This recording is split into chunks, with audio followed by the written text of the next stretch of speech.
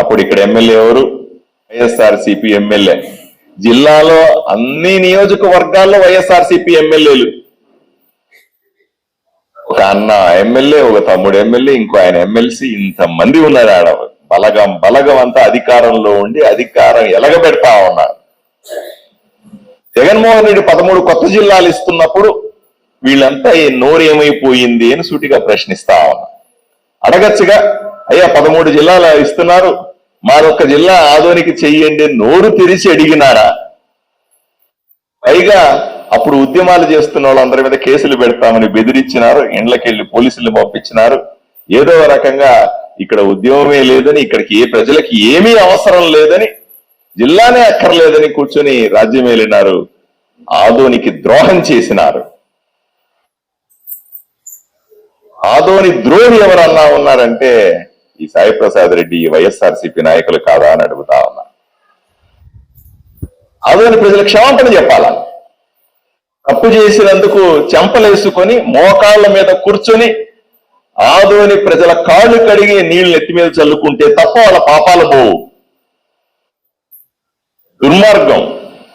ఆదోనిని అణిచిపెట్టినారు, ఆదోనిని దోచేసినారు, ఆదోని ప్రజలను అణిచేసినారు, ప్రజల కోరికని చెత్తకుప్పల పడేసినారు. ఇంతకంటే ఆదోని ప్రజలకు చేసిన ద్రోహం ఇంకేదన్నా ఉందా? క్షమాపణ చెప్పాలా? కనీసం చేసిన తప్పులు ప్రాయశ్చితమన్నా చేసుకోవాలి. ఈరోజు అధికారం పోయింది, అధికారంలో ఉన్నప్పుడు చేయలే, అధికారం పోయిన తర్వాత ఇప్పుడు ఆదోని జిల్లా చేయండి, మేము కూడా సహకరిస్తాం. ఆదోని జిల్లా ఏమయ్యా, అధికారంలో ఉన్నప్పుడు కళ్ళు కనపడలా, కళ్ళు నెత్తికొచ్చి ఆ రోజు జనాలు ఉద్యమాలు చేస్తుంటే పట్టించుకోనివాడు ఈరోజు నంగి మాటలు మాట్లాడతారా? వచ్చి ప్రజల ముందు అక్కడ జిల్లా కావాలని అడుగుతారా? ఏ మొహం పెట్టి అడుగుతారు? జనాలు మొహాన ఊసేస్తారు. రాజకీయంగా మాట్లాడితే ఇలాగే మాట్లాడారు. అయినప్పటికీ కూడా జిల్లా ఉద్యమం ప్రజల మనసులో నుంచి వచ్చింది, ప్రజలకు కసి పెరిగింది. జిల్లా అయితే తప్ప, ఆదోని మండలాన్ని 4గా విభజించుకుంటే తప్ప ఈరోజు ఊరు అభివృద్ధి చెందదు, ఈ ప్రాంతం అభివృద్ధి చెందని ప్రజలు కోరుకుంటా ఉన్నారు. ప్రజల కోరికనే నేను ప్రభుత్వానికి చెప్తాను, ప్రజల కోరికనే నేను ముఖ్యమంత్రి గారికి చెప్తాను, ప్రజల కోరికనే నేను ఎక్కడైనా వివరించడానికి ప్రయత్నం చేస్తాను. ఈ రోజుకైనా సరే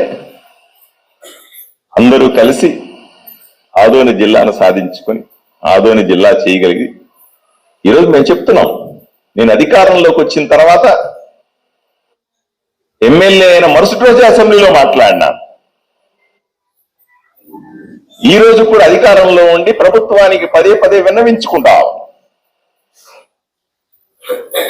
మొన్ననే బంద్ చేసే ఒక ముందు రోజు మంత్రులంతా పిలిచి మమ్మల్ని మాట్లాడినారు. గౌరవ ముఖ్యమంత్రి గారికి, మంత్రులకి అందరికీ ప్రత్యేకంగా ధన్యవాదాలు తెలుపుకుంటున్నాం. కలిసి మమ్మల్ని పిలిచి ఏం జరుగుతా ఉంది, ప్రజల ఆకాంక్ష ఎలా ఉంది, ప్రజలు ఏం కోరుకుంటున్నారు, మీ మనసులో ఏముంది, ఏం చేస్తే బాగుంటది మీ ప్రాంతానికి అని కనీసం మాతో మాట్లాడినారు.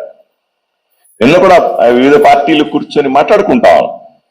ముఖ్యమంత్రి గారి దగ్గరికి వెళ్ళాలి, మళ్ళీ విజ్ఞప్తి చేయాలి, ఆయన దగ్గర నుంచి ఏదో రకమైన హామీ పొందాలి, ఏదో రకంగా మంచి చేస్తామని.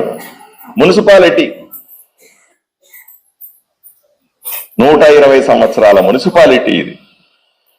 దీంతో పుట్టిన మున్సిపాలిటీలన్నీ కూడా, విజయవాడ మున్సిపాలిటీ దీని తర్వాత పుట్టింది, విశాఖపట్నం దీని తర్వాత పుట్టింది, రాజమండ్రి దీని తర్వాత పుట్టింది, కడప దీని తర్వాత పుట్టింది, అనంతపురం దీని తర్వాత పుట్టింది. అవన్నీ ఎట్లా ఉన్నాయి ఆలోచన చేయండి.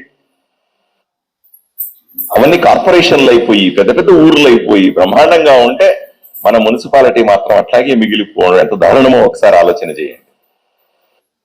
అందువల్ల ఆదోని మున్సిపాలిటీని కార్పొరేషన్ చేయాలి అని అడుగుతా ఉన్నాం. దయచేసి ముఖ్యమంత్రి గారిని దీని మీద దృష్టి పెట్టమని అడుగుతా ఉన్నాం. ఆదోని కార్పొరేషన్ చేస్తే కొన్ని నిధులు ఎక్కువగా వస్తే ఊరంతా బాగుపడుతుందని కోరుకుంటా ఉన్నాం. ఇది కూడా చాలా ముఖ్యమైన అంశం.